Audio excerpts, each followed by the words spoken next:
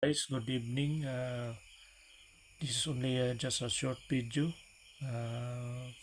It's about the issues EEP modernization program, uh, wherein maraming nadismaya dahil dahil sa maliit lang ang ina-approve, I think 75 billion pesos.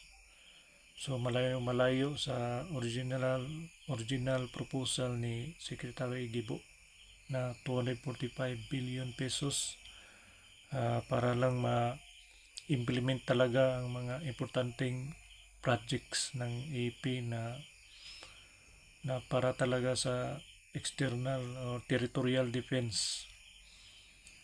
Pero despite sa nangyari sa West